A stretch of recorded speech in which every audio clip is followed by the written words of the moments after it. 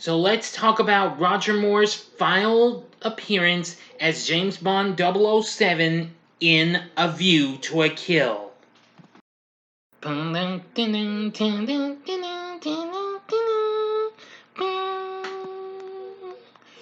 Big D's Entertainment Rankings and Reviews presents the summer of 007.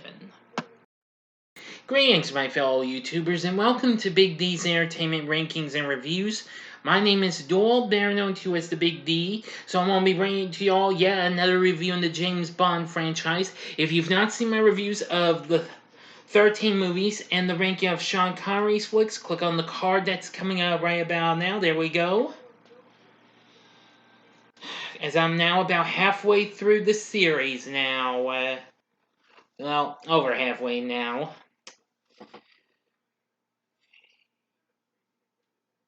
That ought to do it. That ought to give you enough time. So now let's get into A View to a Kill, the 14th Bond movie released in 1985 by MGM and was directed by John Glenn. Though the title is adapted from Ian Fleming's From a View to a Kill, that was a 1960 short story, the film has an entirely original screenplay. In the film, Bond is pitted against Max Zorin, who plans to destroy California's Silicon Valley. Apparently,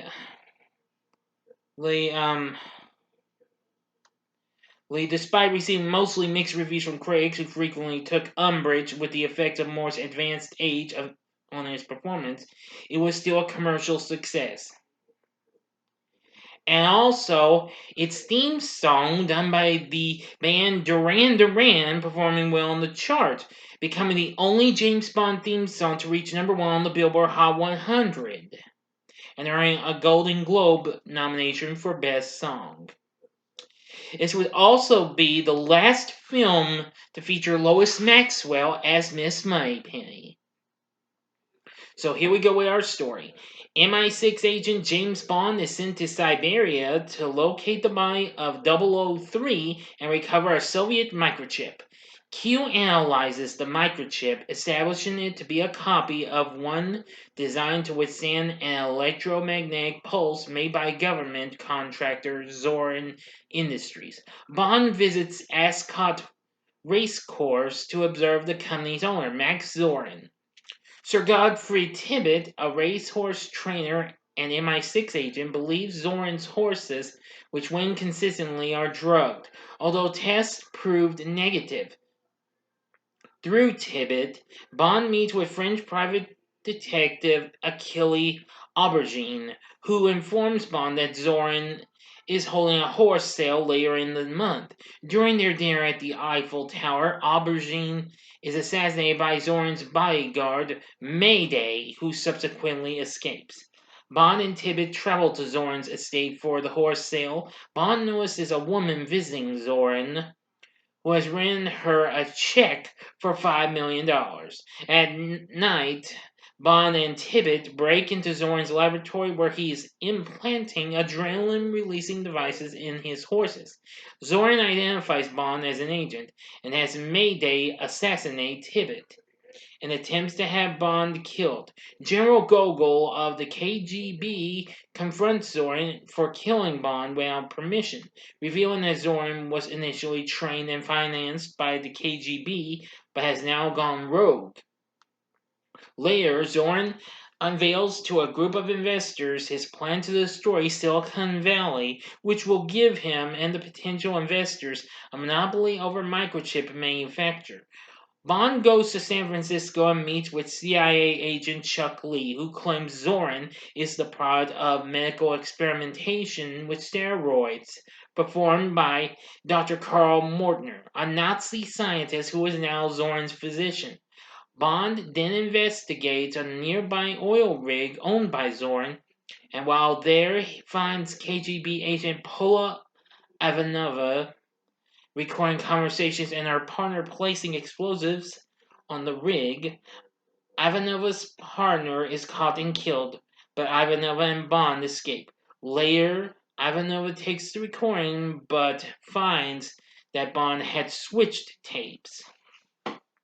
Bond tracks down geologist Stacey Sutton, the woman Zorin attempted to pay off, and discovers that Zorin is trying to buy her family oil business. The two travel to San Francisco City Hall to check Zorin's submitted plans. However, Zorin, who has been alerted to their presence, kills the chief geologist and Lee and sets fire to the building to frame Bond for the murders and kill him at the same time. Bond and Stacy escape in a fire engine when the police try to arrest him. Bond and Stacy infiltrate Zorin's mine, discovering his plot to detonate explosives beneath the lakes along the Hayward and San Andreas faults, which will cause them to flood and submerge Silicon Valley forever. A larger bomb is also in the mine to destroy a geological lock that prevents the two faults from moving simultaneously.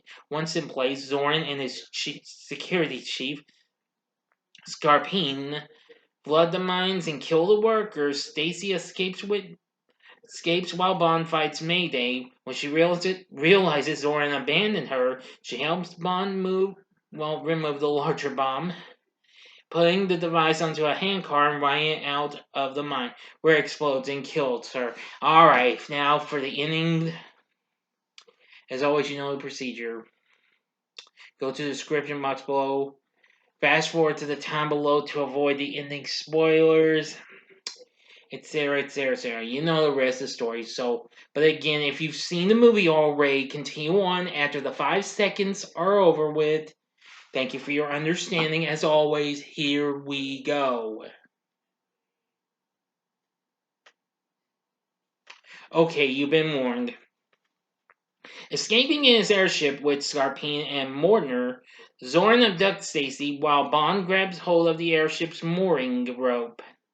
Zorin tries to knock him off, but Bond manages to moor the airship to the framework of the Golden Gate Bridge. Stacy attacks Zorin to save Bond, and the fracas, Mortner and Scarpine are temporarily knocked out. Stacy flees and joins Bond out on the bridge, but Zorin falls him out with an axe.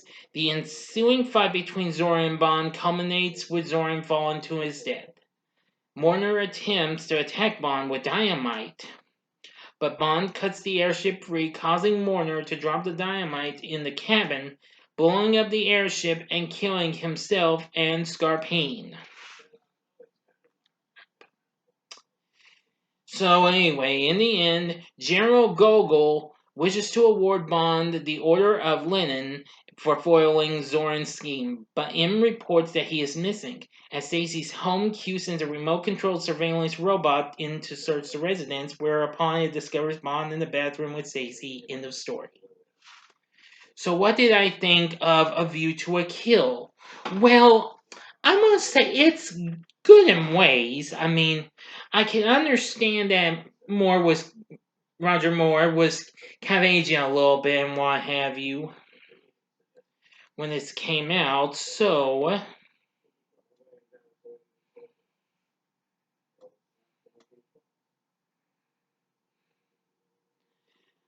yeah,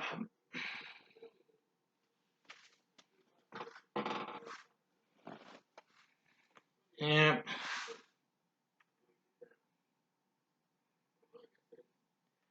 Apparently, Moore was 57 at the time of the film and had visibly aged in 2 years that had passed since the previous movie, Octopussy, according to this.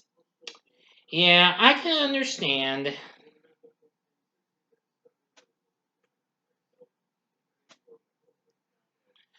And Sean Connery, the first ever Bond, declared that Bond should be played by an actor at the age of 35 or 33 years old. He's too old and Roger's too old too.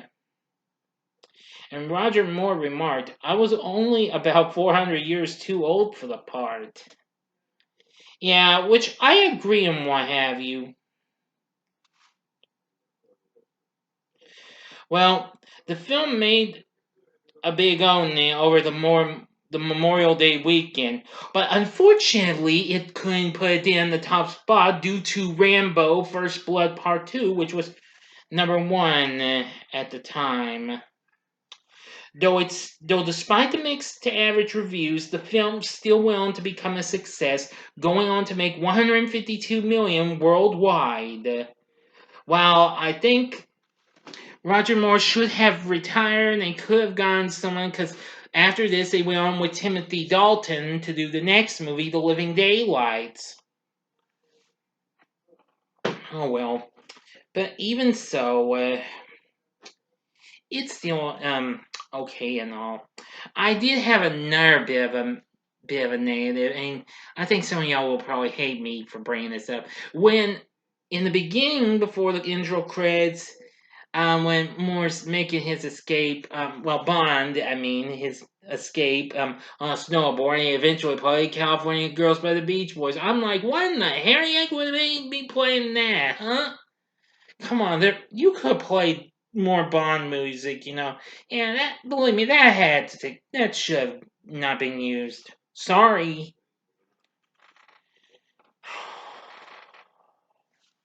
All right, next up, playing Stacey Sutton is Tanya Roberts, who was nominated for a Razzie, but however, she lost to Linda Blair. Playing Mayday is Grace Jones.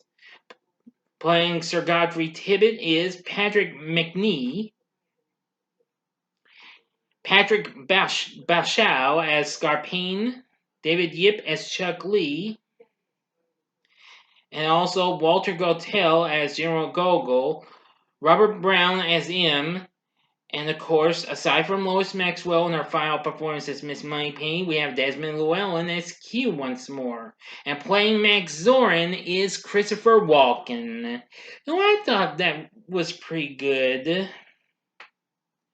But that's about it. Maud Adams, who played Octopus, makes her third overall Bond appearance in an uncredited cameo appearance as an extra in one of the Fisherman's Wharf scenes in the movie. So anyway, but the good news was we had John Barry back on board to do the score for this movie, and the theme from Duran Duran was exceptionally really good, as it became the only Bond theme to top the Billboard Hot 100. So with all that said, would I recommend A View to a Kill? Well, I'd say give it a one-time watch, and if you're not satisfied, don't watch it again, okay? That's all I can tell you. Now, I had forgotten to mention this in, reviews for some of these other Bond movies. Children's label Kids Stuff actually released a book and recording of A View to a Kill, as a matter of fact, as well as, book and recordings for Dr. No, Moonraker, and The Spy Who Loved Me. All those can be found on YouTube. You may not be able to see much of the pictures, though. You will get to hear the story, though. I'm only saying that because I had forgotten to mention that. Yeah, you better believe you heard me correctly. There were actually children's books and records or cassette tapes of James Bond stories that were done by the children's label known as Kid Stuff. Yeah. So if you want to put that movie aside, then listen to the book and record. Have your kid listen to it, maybe. I only drew that as just in case. But anyway, so that's it. Now, if you've seen A View to a Kill, please tell me what you thought about in the comments section below. If you liked the video, click the like button, subscribe to my channel, and be a part of the Big D Nation. And stay tuned, because, let me think. Next week, I will continue the Summer 007 with the two Timothy Dalton movies, The Living Daylights, and License to Kill. Thanks for watching, and if you like this, you can see these other videos. Oh yeah, and join me next time when I bring to you a review of Space Jam in time for the new movie Space Jam: A New Legacy. Thanks for watching. If you like this, check out these other vids. The upper left-hand corner is my review of the Tomorrow World War, which was spoiler-free. In the upper right-hand corner is my review of The Goonies, which came out the same year this did, in memoriam to its director, Richard Donner. Or go to the bottom left-hand corner for my spoiler-free review of Black Widow. In the bottom right-hand corner is a button you can click to subscribe subscribe if you like rankings and reviews on movies, TV, music, video games, etc. Then I'm your guy.